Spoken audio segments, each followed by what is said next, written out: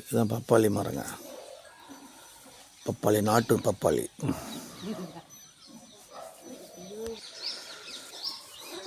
இது நாட்டு பப்பாளி.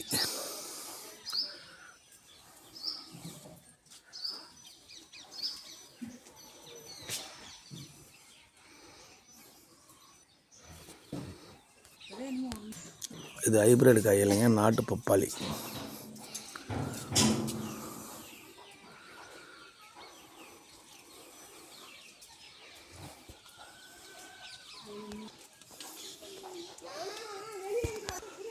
இந்த பப்பாளிங்க உடலுக்கு நல்லதுங்க. டெய்லியும் ஒரு பீஸ் சாப்பிட்டோம்னா உடலுக்கு நல்லது.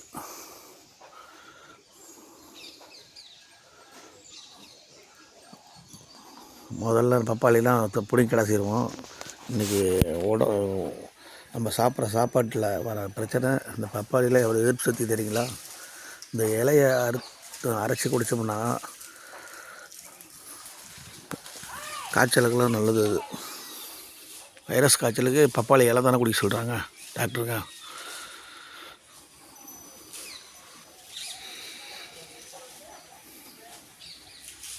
அதனால் பப்பாளி யூஸ் பண்ணுங்கள்.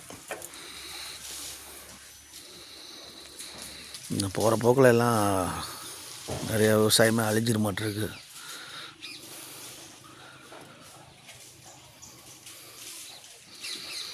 கார்பரேட் கம்பெனிக்கு சப்போர்ட் பண்ணுறாங்க, விவசாயிகளுக்கு சப்போர்ட் பண்ண மாட்டேங்கிறாங்க.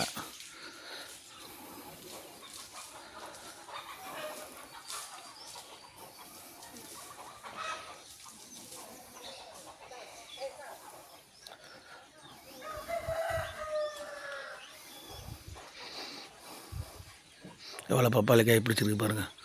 மேலே இருக்கிறது பூரா பூ தான்.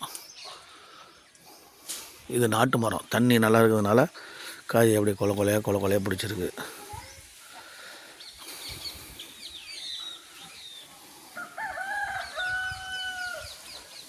பாருங்கள், தலை வரைக்கும் பூ பாருங்களேன். ஐஸ்.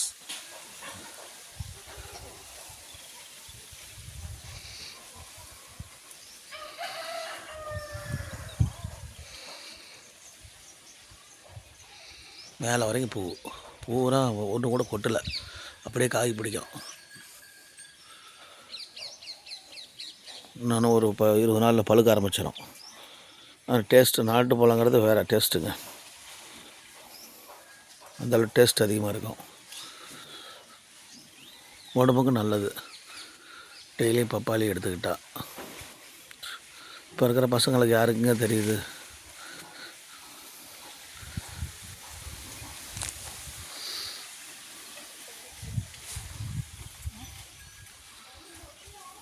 என்ன வர சந்ததிகளுக்கெல்லாம் பப்பாளியே என்னன்னு தெரியாத பேர் மாட்டிருக்குது காலங்கள்.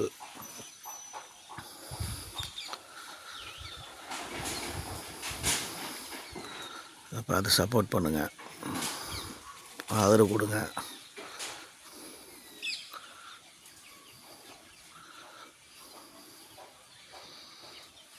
எங்களுக்கு தெரிஞ்ச வீடியோ நாங்கள் பண்ணுறோம்.